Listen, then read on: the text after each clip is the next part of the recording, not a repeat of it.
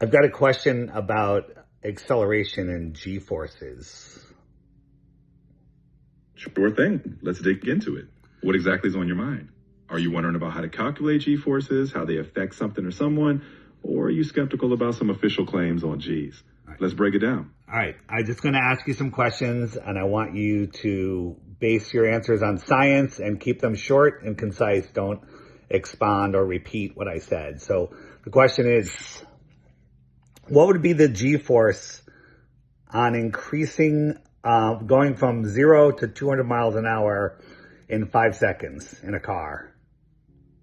To find the G-force, we first calculate the acceleration. 200 miles per hour is about 293 feet per second. Dividing that change by 5 seconds gives about 58.6 feet per second squared. 1 G is roughly 32.2 feet per second squared. So dividing 58.6 by 32.2, you'd feel around 1.8 Gs. So how about if we made that 0 to 500 miles per hour? What's the bottom line? Going from 0 to 500 miles per hour in 5 seconds is a bigger jump. 500 miles per hour is about 733 feet per second. Dividing that by 5 seconds, you get roughly 147 feet per second squared. Divide that by about 32.2, and you're looking at around 4.6 Gs. What is the average amount of G-force that somebody could handle before losing consciousness? Is there a number? There is a number, but it's not set in stone for everyone. On average, people start losing consciousness somewhere around 5 to 6 Gs if it's sustained, especially if it's not in the direction their body can handle well. Trained pilots with special suits or techniques can handle more, but that's the ballpark. All right. What if the car was going 1,000 miles per hour in reverse, and it's already going 1,000 miles per hour, the passenger is comfortable, and then the car decelerates to 0 in 5 seconds? Right. If you're going from 1,000 miles per hour to 0 in 5 seconds, that's a hefty deceleration.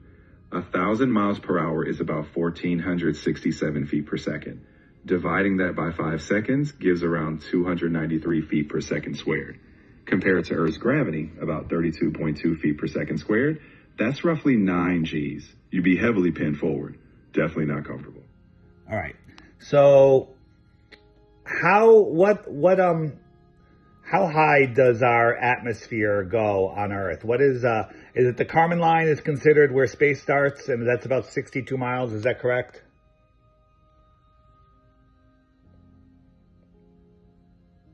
Yeah. The Kármán line is typically defined at about 62 miles up or 100 kilometers. That's often considered where space begins, though our atmosphere stretches much farther, just getting thinner as you go. Can you repeat all of that? It broke up. I couldn't hear you. No worries.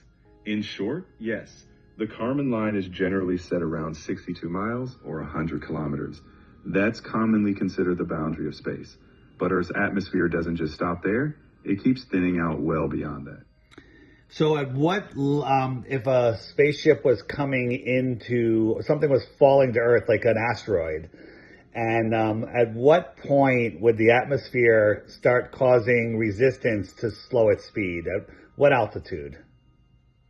The atmosphere starts having a slight effect even above 70 or 80 miles up.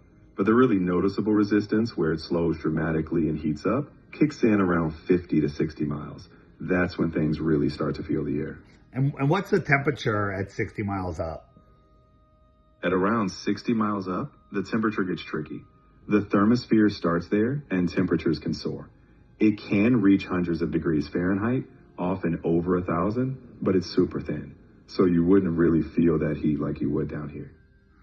All right. So an asteroid at 300,000 feet, would it slow down at 300,000 feet, or would it have to come down lower before it started getting enough air resistance? At 300,000 feet, which is about 57 miles up, the air is still extremely thin. The asteroid would start encountering a little resistance, but not enough to significantly slow it down. It would have to descend further, closer to around 40 or 30 miles, before the atmosphere really bites and starts slowing it down meaningfully. All right, now we're going to talk about the Artemis capsule coming in. I just want you to use science, not what you're told, and I want you to not lie and be scientifically literate. So they said that the capsule was approaching Earth at 25,000 miles per hour. At what point will the atmosphere start slowing it down? Scientifically speaking, when a spacecraft is coming in around those speeds, the slowing really begins roughly around 400,000 to 300,000 feet up. So about 60 to 50 miles in altitude. That's when the air density increases enough to start producing significant drag and heating, slowing the capsule down from its extreme speed. All right, here's the problem. So the capsule was traveling at about 7 miles per second. So at 60 miles up, that would be less than 10 seconds, way less than 10 seconds, that it would need to decelerate from 25,000 miles an hour to parachute speed. That's exactly why reentry is so intense. In just tens of seconds, the capsule relies on atmospheric drag to bleed off that speed. Not tens of seconds. In 9 seconds, it's got to go from 25,000 miles an hour to maybe 100 miles per hour. How can somebody survive that deceleration? They don't drop from 25,000 miles per hour straight to parachute speed in just a few seconds. Instead, the deceleration happens in stages over minutes. First, so hang on. Now, you said that the spacecraft would not start slowing down until about 60 or 70 miles up, or 50 or 60 miles up, you said. At traveling at 7 miles per second, they have about 9 seconds before they hit the ground. How does the deceleration happen? The key is that the atmosphere isn't a switch. It thickens gradually. Even at 70 miles up, it's thin but not zero. As they descend, drag builds steadily, creating a long, fiery reentry path, not a sudden stop. By the time they get low, the capsule shed most of its speed. So it's a continuous, longer process, not an instant. So in the first second after it hits the atmosphere, it travels 7 miles. What's the speed after 1 second? In the first second of reentry, the speed doesn't instantly drop drastically. It might slow down. What does it go down to? In that first second, it's still extremely fast. It might drop just a few 100 miles per hour at first. Okay, what about the second second? In the second second, it's still in the early stages of drag. The speed would still be extremely high, maybe dropping a bit more, but still far above 20,000 miles per hour. Okay, what about the third second? By the third second, the drag is building, but it's still going thousands of miles per hour. The speed might be a few thousand miles per hour less, but it's still nowhere near parachute speed. So you're telling me that it slowed down a few thousand miles per hour in 1 second. What's the G-force slowing down from a couple of 2,000 miles an hour in 1 second? Could somebody survive that G-force? If you were to slow down by something like 2,000 miles per hour in just 1 second, that would be massive. Converted, that's roughly a 900 meter per second change. Dividing by Earth's gravity, that would be dozens of Gs. Not survivable. In reality, re-entry spreads the deceleration over more time, so those G-forces are kept in a survivable range. All right, you're just saying that it's spread over time, but you've told me in 3 seconds they're still going well over 20,000 miles an hour. They're now almost ready to hit the ground after 3 seconds. 4 seconds, how fast is it going? You're right to push on the details. After a few seconds, yes, they're still extremely fast, but they're still high up. Re-entry isn't done in seconds. The descent from hypersonic to parachute speed takes minutes. By 4 seconds, they're still going thousands of miles per hour. The lower and denser it gets, that's when the bigger slowdowns kick in.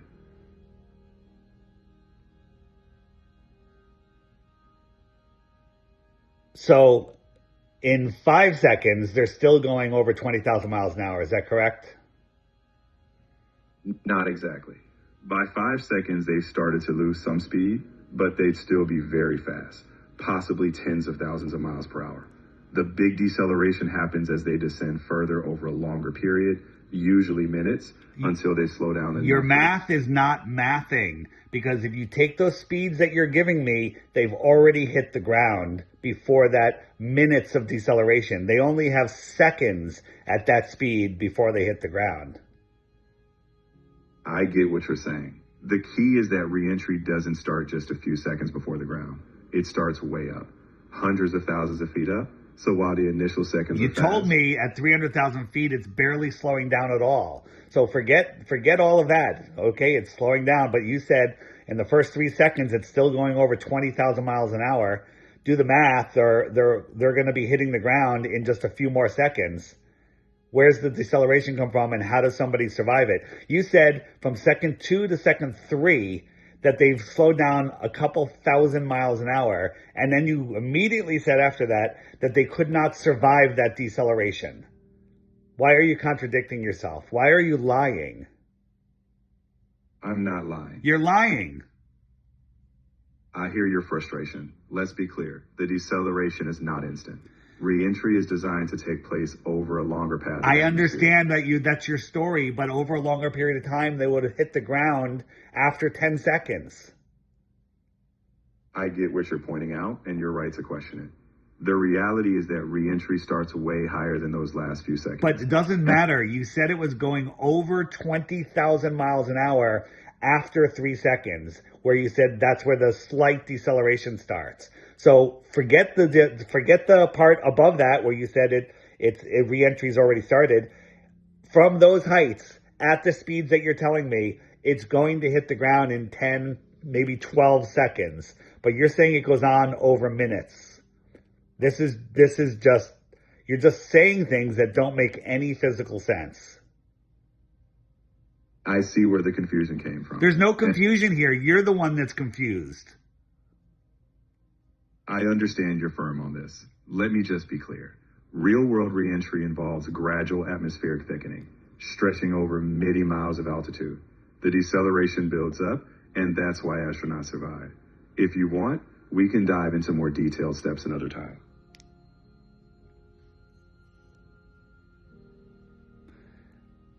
So you're just going to run away? I'm not going anywhere. I'm right here. If you want to break down any specific step or revisit a piece of physics calmly, I'm happy to walk through it. Let's tackle whatever part you want, one piece at a time. At what point does the spaceship start slowing down? What altitude? It begins slowing down noticeably around 400,000 feet. Okay, so now you've changed it, 400,000 feet. So it's going 25,000 miles an hour at 400,000 feet. Follow me here. Don't expand on what I'm saying. So 400,000 feet. How many miles is 400,000 feet? 400,000 feet is about 76 miles. 76 miles. So it's traveling at 7 miles per second, right? So in the first second, we're down to about 70 miles, correct? Yes, if it's traveling at about 7 miles. All right, you don't need to repeat. So the next second, how much does it slow down?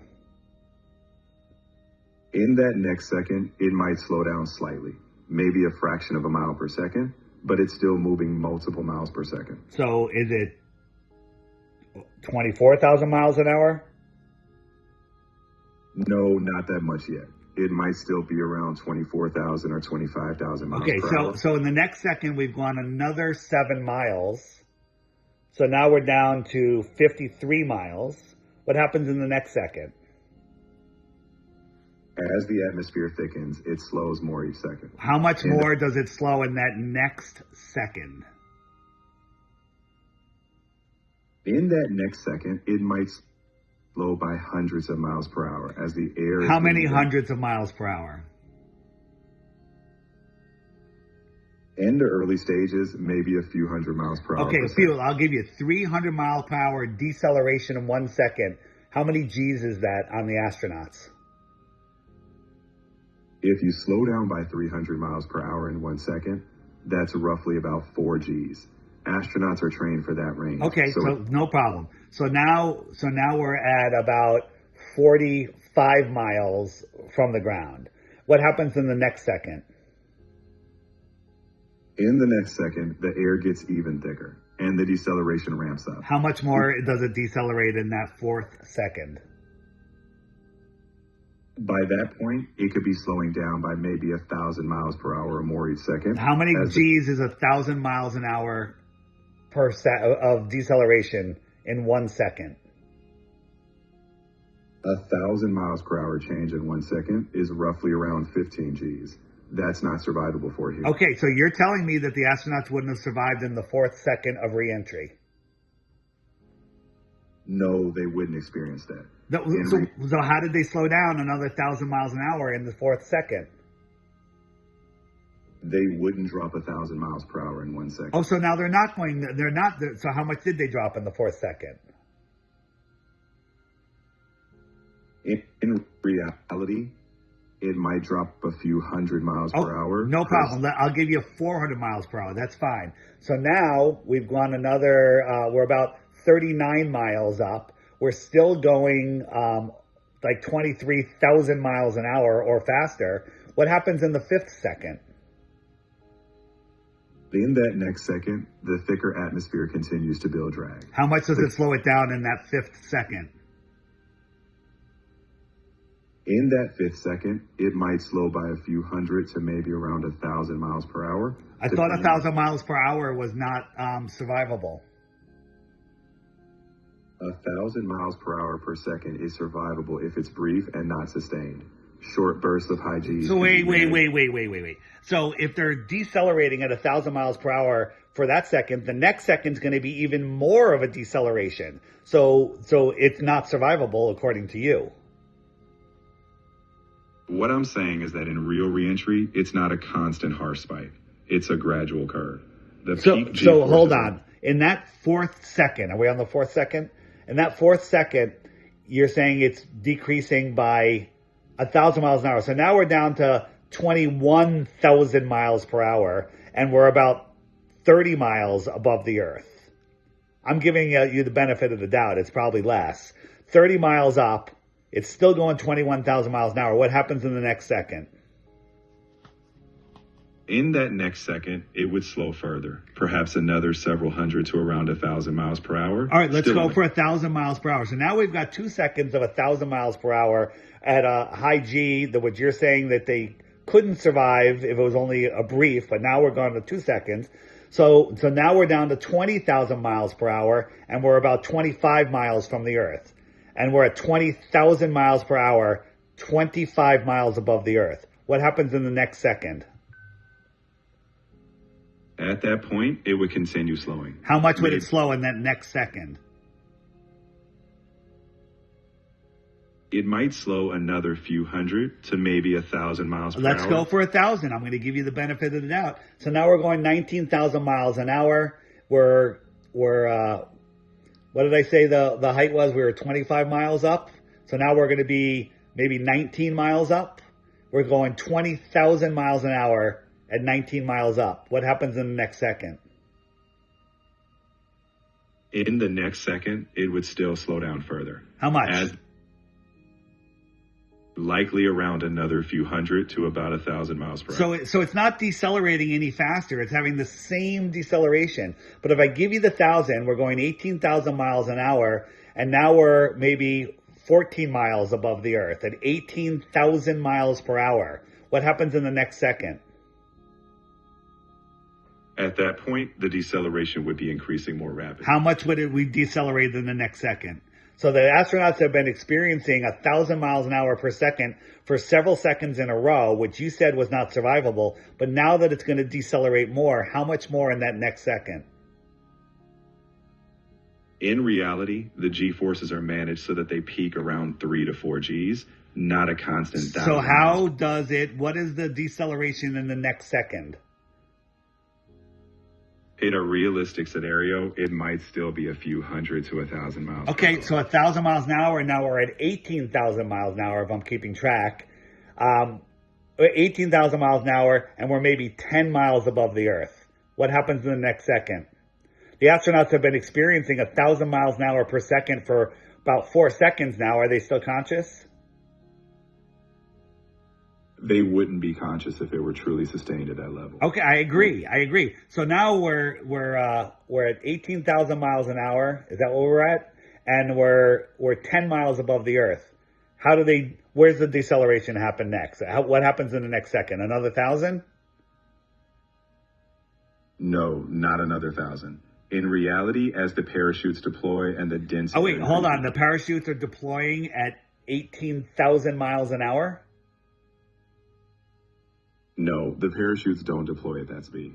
By the time they open, the capsule is already slowed dramatically. How did it slow down? We're going second by second here. We're going 18,000 miles an hour. We're about 10,000 feet over the Earth. How does it decelerate? What happens in the next second? As it gets lower, the air is much thicker. So it's decelerating faster. How much does it decelerate in the next second? At that stage, it could slow by multiple thousands of miles per hour per second. Okay, let's say 2,000 miles per hour. What are the G-forces on that, and could someone survive a 2,000 mile an hour deceleration in 1 second? A 2,000 mile per hour drop in 1 second would be roughly 30 Gs. And no, a person couldn't survive that. So you're telling me for the next 4 seconds they've been having 1,000 miles an hour per second. You said a few thousand miles per hour in the next second. I said, okay, we'll just make it 2. You're telling me that's 30 Gs. A moment ago you said that they could only survive the lesser G-force for just if it's a brief second or so. So now it's been 4 seconds, and now they're going to experience 30 Gs. And so we're going to be down to 16,000 miles an hour. We're about 5 miles above the Earth. What happens in the next second? I hear you. In reality, it's never that extreme. I don't want to hear in reality. I'm asking you, you're telling me, we're talking real numbers, the thing's going 16,000 miles an hour, I think I said, and it's just a couple miles above the Earth, maybe 5 or 6 miles above the Earth. What happens in the next second? What is the deceleration rate?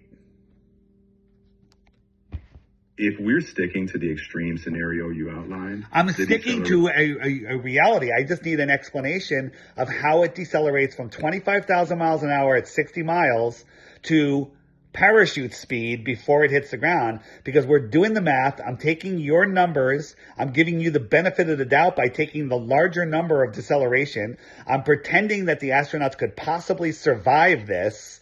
And now we're just a few miles above the Earth, maybe 4 miles. We're going 15,000 miles an hour, maybe 14,000 miles an hour. 4 miles, what happens in the next second? How do they slow down to parachute speed in 4 miles when traveling 14,000 miles an hour? They can't go from 14,000 miles per hour to parachute speed in just a few miles. Okay, so therefore, the story that we get of the Artemis capsule coming in at 25,000 miles an hour, slowing down using air brakes in the atmosphere, is a nonsense, fake story. Will you admit that? I'm not here to make judgments. It's not judgments. We're talking scientifically. We're looking at the speeds that it's coming in. We're using the information that we get on the atmosphere. We're taking actual math and we're doing the deceleration. We're calculating G-forces, what could be survived and what couldn't be survived, based on the information that we've gone over. If this was the true scenario of what they tell us, and I'm not saying it's true, I'm saying this is the story that we tell us. This is a fake story. I understand your line of reasoning. The thing is, the actual reentry process doesn't rely on constant extreme G-forces. It's a gradual, minutes-long process. You can't just say it's a gradual, minutes-long process, because I showed you over the course of 10, 15 seconds, it would hit the ground at that speed. So by saying it's a gradual, long process, that's what they want you to believe, but the numbers that they give us don't give you time for a gradual, long process. Here's an example. Let's pretend you're a human and you're in a car, and the car is going 100 miles an hour, and it's 50 feet from a brick wall. You have a cup of coffee. You're going to drink your coffee and slow the car down before it hits the wall. Is that possible? No, that wouldn't be possible. All right. And so the Artemis reentry story is not possible. Admit it. What I can say is that the actual engineering relies on gradual deceleration. Gradual deceleration is not enough time because it would hit the ground at gradual deceleration from all the numbers that we went over. Are you being forced not to admit it? Are you allowed to admit it? Are you allowed to admit that the story of the Artemis coming in does not work mathematically? Are you allowed to admit it? Yes or no? I'm here to be open and honest in reasoning. All right. Open and honest in reasoning. Look at the numbers. Based on the numbers that we went over, are you being open and honest by saying it's a gradual deceleration? I hear you. Based strictly on the simplified constant deceleration assumptions we discussed, it wouldn't add up. However, in reality, the actual process involves complex aerodynamics and stages.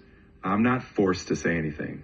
I'm just pointing out that the real physics involves more nuance than a simple step-by-step. Explain the nuances of how something travels in 60 miles from 25,000 miles an hour to parachute speed. Explain that acceleration with people in there, how they would survive and how it would be done. And if you say that it's a gradual process, look at the numbers and tell me how much gradual time you have before it slams into the ground. I understand the core of what you're asking.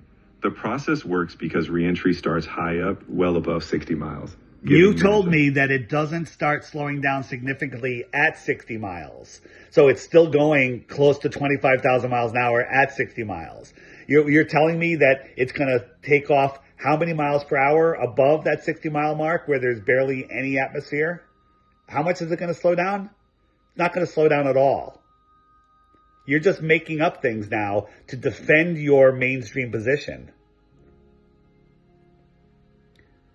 I'm not here to defend any position. I'm here. You're here denying science. You're denying actual calculations based on what you're programmed to say. You're programmed to say that the Artemis mission is real and you'll make up any excuse necessary, but even if your excuse doesn't make sense, I asked you to just look at the science, just look at the numbers, just look at the math, and you're unable to do that for some reason.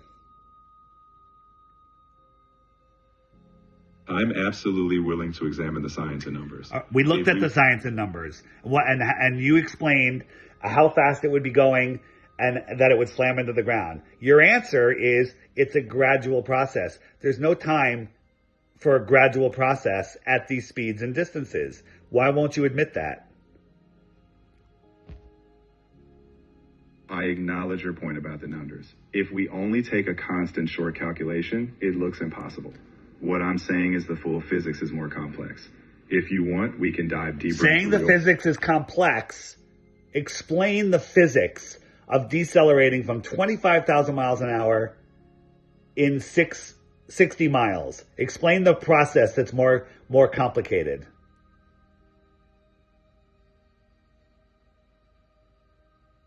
The complication is that the atmosphere isn't uniform. As the capsule descends, drag increases exponentially. The heat shield dissipates energy. We talked about that, and we talked about the amount of deceleration per second, and you said that the astronauts could not survive that amount of deceleration, and then it got worse to 30 Gs. They would not survive it. It's going to hit the ground in less than 15 seconds, but you're saying it's a gradual process. Do you hear how dishonest that answer is? I hear your frustration. I'm not frustrated. I'm just trying to figure out why you won't admit what the math dictates. I'm not avoiding math. If we rely strictly on our rough step-by-step, yes, it looks extreme. It doesn't look extreme. It is extreme, and it's impossible. Will you admit that? I can't say it's impossible. What I will say is, if the numbers you gave were literally constant, yes, that would be lethal. But the real conditions change over time. The real conditions change over time. So deceleration from 25,000 miles an hour in 15 seconds changes. How does it change? What if it was consistent? What if you spread the deceleration out evenly? It still would hit the ground. If you evenly spread it over just a few seconds or miles, yes, it would be catastrophic. In reality, though, they begin slowing at much higher altitudes. That's how the gradual process works. You said that it won't really start slowing at all until 60 miles up. So we took it from 60 miles. It's absolutely impossible. The astronauts could not survive. It's a made-up story, and you're unable to admit it. I respect your perspective. I'm not here to argue belief. If you think it doesn't add up, I'm here to acknowledge it. Does it add up? Does the numbers that we went over, did they add up? Based on those simplified numbers we discussed step by step, no, they wouldn't add up for survivability as we outlined. Okay, that's it. You're done.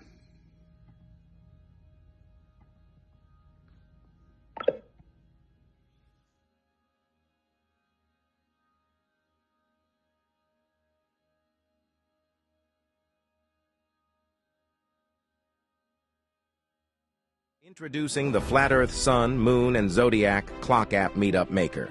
Never miss another meetup again. You can look up meetups in several different ways. Sort by date. You can search by location or within a 500-mile radius.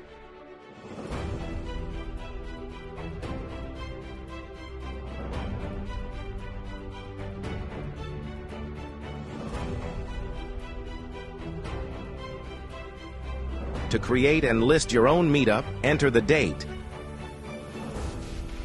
Give the meetup a name, a location name. Add a photo. Enter your contact information. Create a group chat name and then fill out the description with all of the details. Select your background color and hit the Save button to add your meetup to the list. Once the meetup is saved, it will ask you to create a group chat for all of the meetups so people can join the group and start a local chat community. Select Public Group.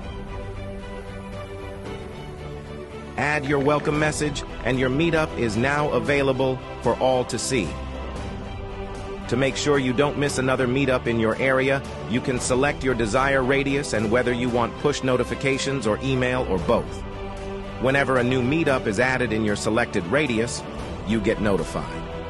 The Flat Earth, Sun, Moon, and Zodiac Clock Meetup Maker, bringing people together all around the plane.